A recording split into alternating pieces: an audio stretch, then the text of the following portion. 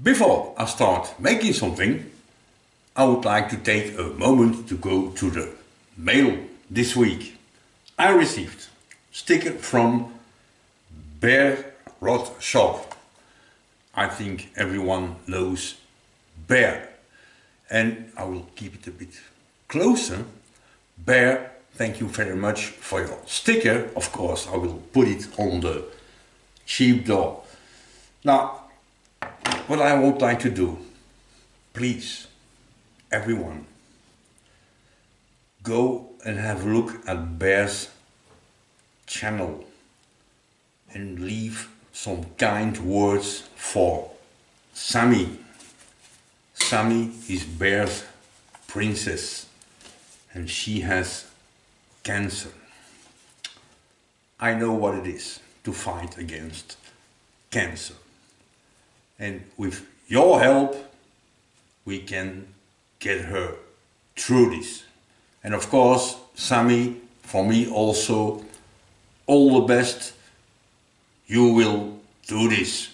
And I also received straight from Canada, from Everett's workshop, these two can holders that you can put on your belt and then put your beer can.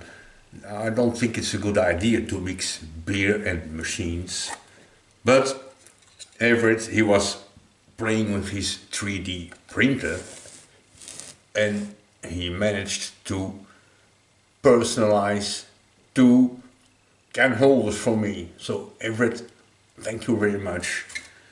And he also included his brand new sticker.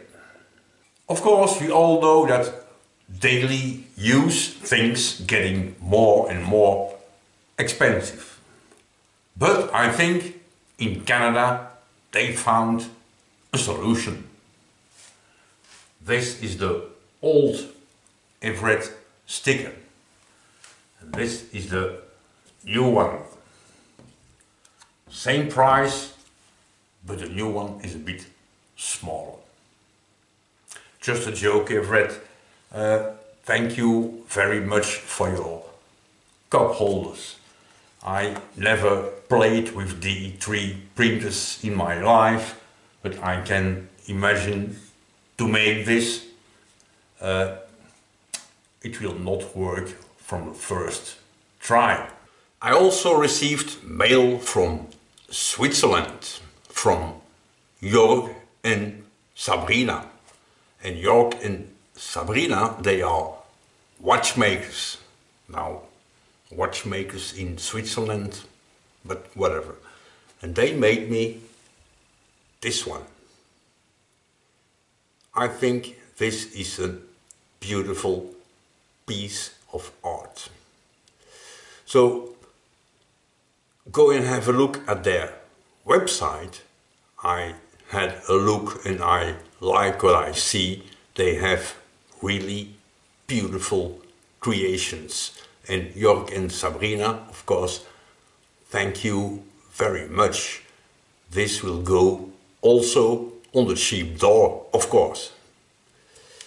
It's really beautiful to make. And this sheep door, just love it. But they also sent me a handful of their business cards and a box. Let's have a closer look. They sent me this center finder. Now I have absolutely no idea why they should do this, but they did. And this is no shit at all. This is a first quality piece and it comes with all kinds of fingers, touchy things, curved and straight, and of course the little handle. The set is complete. They even have this cute little spanner. To use this beautiful little toy, all I have to do is install it here in the spindle, of course. But as always, there is a problem. I think the ideal way to install the center finder in the machine is of course in a collet. And here's my collection. Now, this shank here is 9.5 millimeters, and all my collets go up every half a millimeter, except between 9 and 10 there's no 9.5. Doesn't exist. Maybe it exists, but I don't have. So I have to find another solution. Installing it here in the drill chuck is not really an option, because this is the maximum clearance I have on this machine, and this is the small touch finger thing, and it doesn't even fit. So I think I'm gonna have to make some kind of sleeve or something that I can fit here and then fit in a collet. But don't worry, I'm not gonna bother you with this in this video. So as you can see, Bear and your things are installed on the cheap door, and Everett, your sticker is up here. I don't really see the need to put a new one on top of the old one. Of course, as always, links to all these channels and websites in description. And now, let's make something. To make air engines, which of course I don't do every day, but sometimes I do, I like to use this kind of pipe. I think this is a really nice dimension pipe. And to make the boring, I always do it on the lathe. Most of the time I put a piece of this pipe here in the forge iron. But there is a problem. This lathe is a taper cutter. Over the distance of one cylinder thing, there is a difference in diameter of about 1/10 of a millimeter.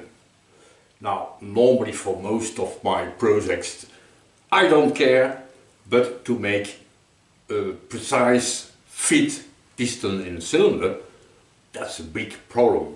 Which means I have to spend some time with my piece of wood and sandpaper and then try to get it straight. So to be good, I need a better solution. And I thought, why not try to bore it out on the decal?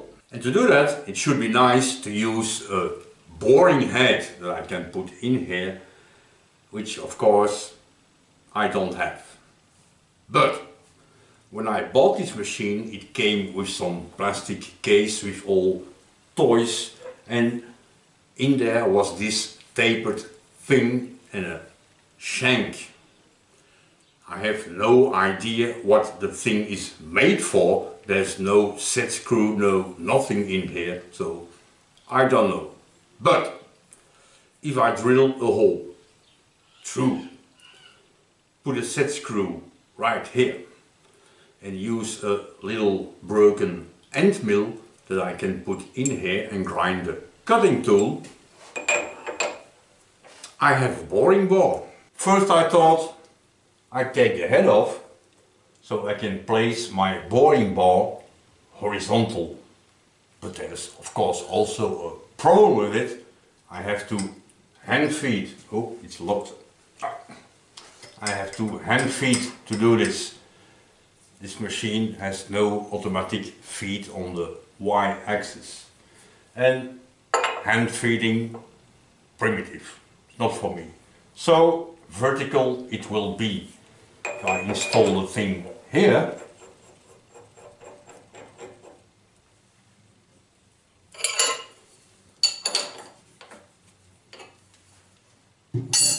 let's check for runout.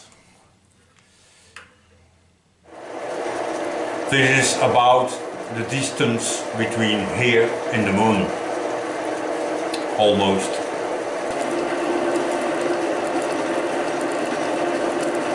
In the meanwhile, of course, I still don't know what the purpose is of this part. It's an original part. But if I make it in a boring bar, I don't think it will be a terrible loss for humanity. At least I can use it. Just like this, for me, is perfectly useless. The advantage to install it vertical, I can use the automatic up and down feed, and it will better clear the chips.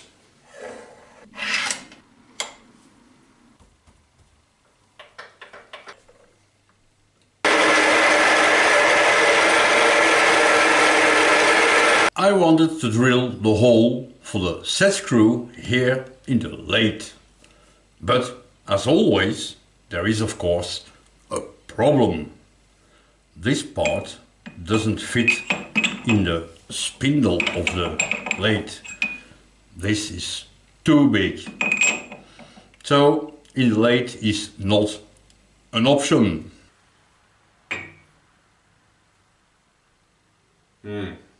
I think I found a solution.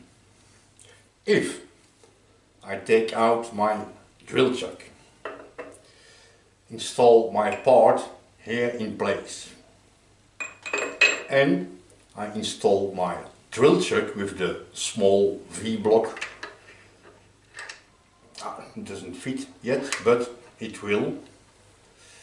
And install my drill here, means that I can part the drill instead of drilling the part. The table is completely down, so this is the maximum clearance I have. Barely enough to put my center drill in here. And first I aligned, of course, the drill chuck with the vertical, with a longer piece in it, and now I center, and I have less than 1/100th of a millimeter. Let's drill this.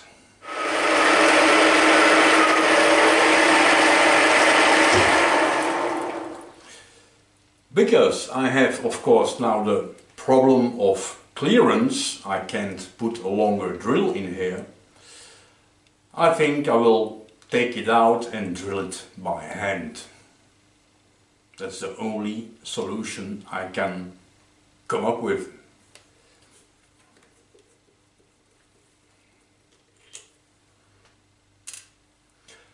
Of course, I could also take a drill and cut a piece off, but I don't think I'm gonna do that.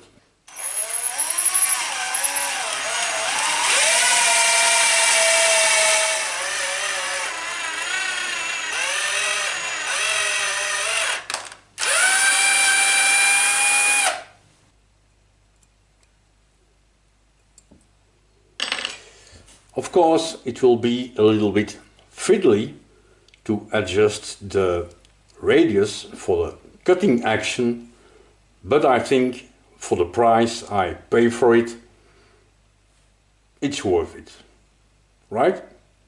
Right, let's turn this little thing here in a cutting tool.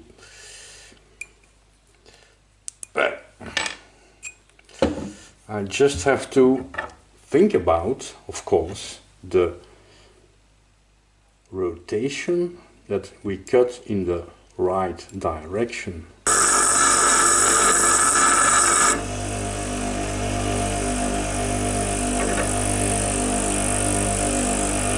I cut off a little piece of pipe, squeezed between two V-blocks, centered by eyeball, that's all, my tool here.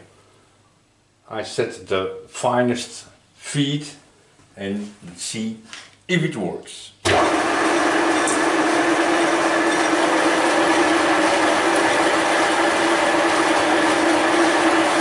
give it some flood.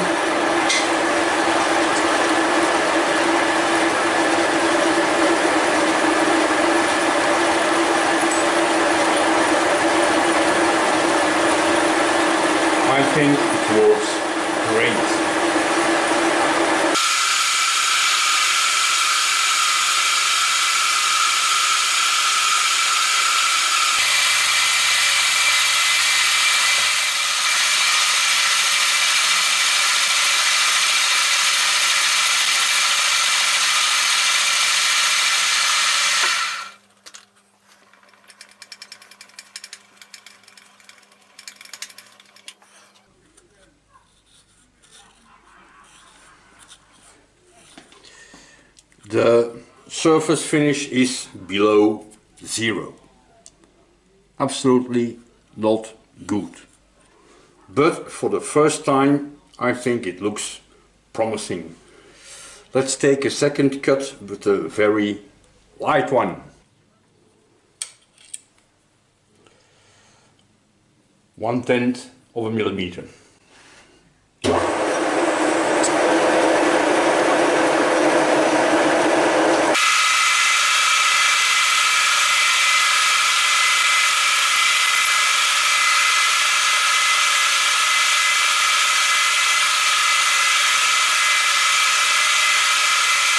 I played a bit around with it.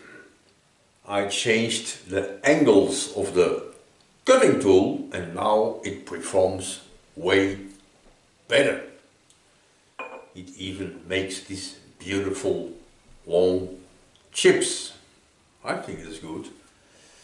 The finish in the boring is of course not yet perfect, but I will figure something out to have it better. But now I have a new problem, because my part was squeezed between two V-blocks. Now I have an oval. I think it would be better to mount the thing on an angle plate or in a total V-block with clamps that goes around or something. I don't know what, but I will figure something out. But all in all, I think it was a success. So, good idea.